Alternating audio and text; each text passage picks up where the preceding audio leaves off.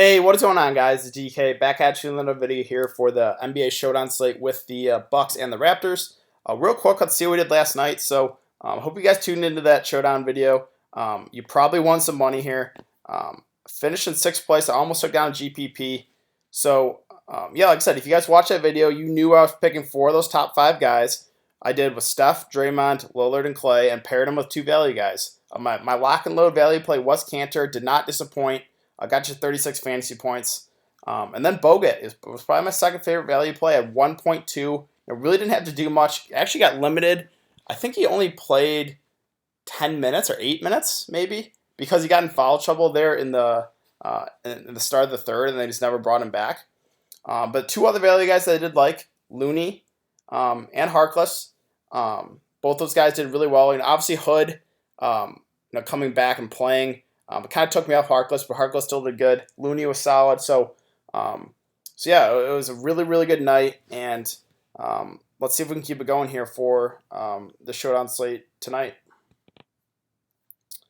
I already entered that. Don't want to show you guys my lineup, but let's jump right into it. So Toronto, Milwaukee. Obviously, we got the top at the top here. We're at Giannis and Kawhi. So obviously, if you watched the video yesterday, I really liked those top guys for Golden State. Steph, Clay, Draymond. I like Lillard and CJ on the other side. Today, I really like Giannis. I really like Kawhi. These guys are the focal points of the offense. They're going to play big minutes. So yeah, I really think pairing these guys together is probably the optimal way to go on the slate.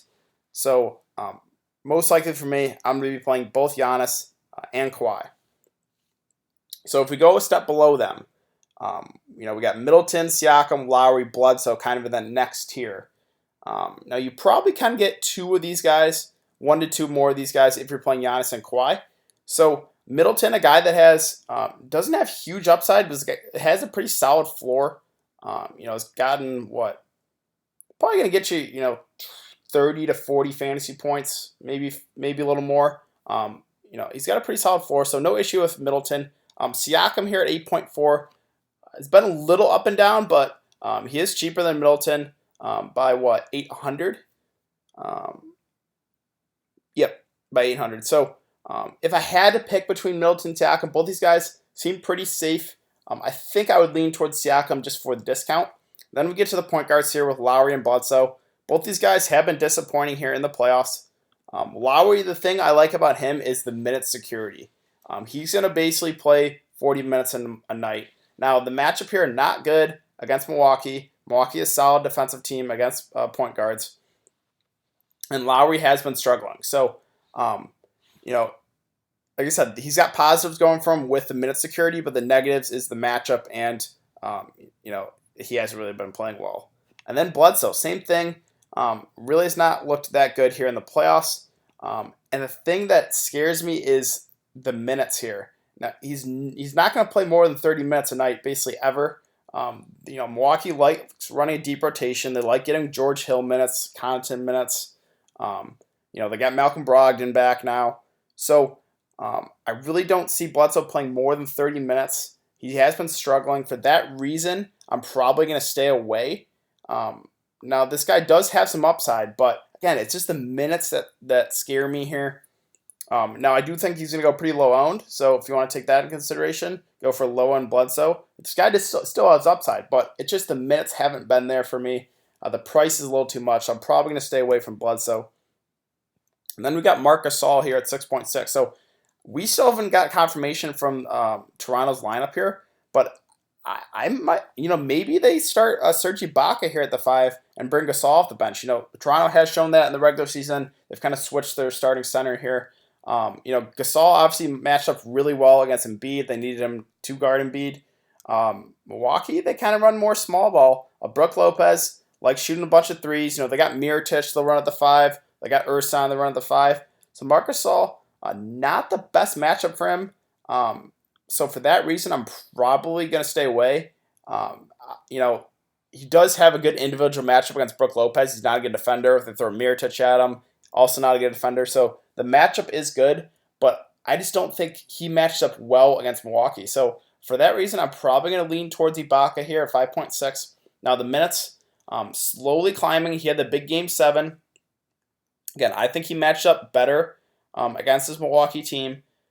The thing is, of the price, that 5.6 is quite a bit to pay for Ibaka. Now, again, I'm going to wait for a starting lineup. If Ibaka picks up the start, that would boost my interest in him more. Right now, I think he's okay, but the price tag is up there a bit. Then you got Brogdon here at 6K.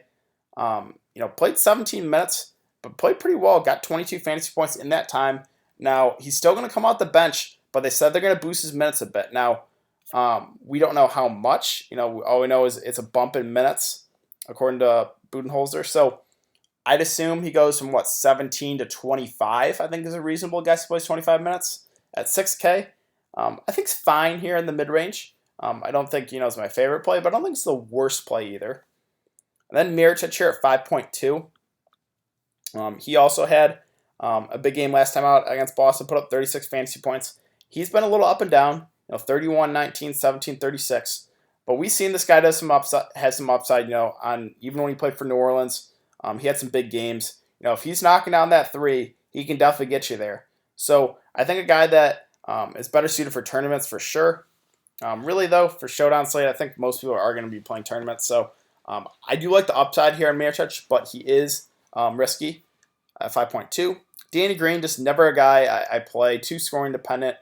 I'm just going to stay away. Not for me. Brook Lopez, so really has not looked good. Did not look good in that Boston series. Played only 18 minutes, got in foul trouble, shot the ball 0 of 7 last time out against Boston. So I think it's viable for a buy low here for Brook Lopez at 4.2. Again, he's not looked good at all, in that last series, but the price has dropped way down where I still think he plays, 25, 30 minutes? 4.2K. That he looks like a pretty solid value play here. So I do kind of like the buy low here on Brook Lopez. And then let's get to Connaughton here at 3.8. It's looked really well here in the postseason. The minutes have been there too, playing close to 30 minutes basically every night. Now, the bump in Brogdon's minutes probably hurts Connaughton a little bit here, but I don't think too much. So I still like Connaughton quite a bit at 3.8. Probably he's up there in consideration for one of my favorite value plays of the night. George Hill, 3.4, also another guy who has looked really solid here in the postseason. I think the Brogdon minutes probably hurt George Hill the most. I think George Hill goes down to maybe under 20 minutes, but I still think he's in play here at 3.4K.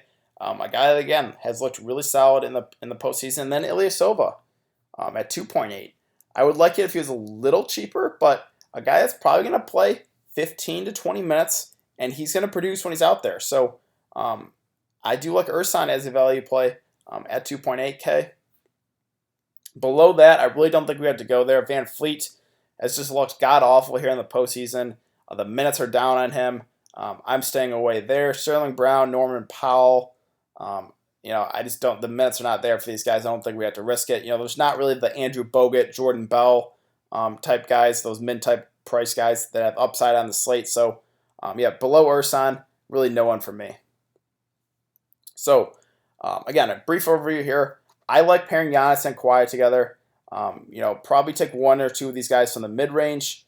And then the value guys. You got Connaughton, who I like. Brook Lopez, again, has really not looked good, but I think the buy low opportunity is there at 4.2. If you go up a little bit here, Ibaka, Mirotic, I think both these guys are pretty solid as well. And then Ersan for really cheap. He's the cheapest guy that, below him I wouldn't touch. So that's kind of my thoughts for this Showdown slate. So let's see if we can keep it going and get another W. I think that's it for today's video, guys. If you have been enjoying the content, please like this video, subscribe. If you have any questions, you can leave it in the comment section down below. It's also important to follow me on Twitter. That will be in the description below. I'll give my thoughts when more news comes out. I guess really not waiting on anything besides the starting lineup here. Let me know if you guys want me to make another video for the Showdown slate for Golden State Portland tomorrow. Let me know. Probably not a whole lot has changed, so if you guys really want me to, I will make a video for that. But so just let me know in the comment section. And yeah, I will see you guys later.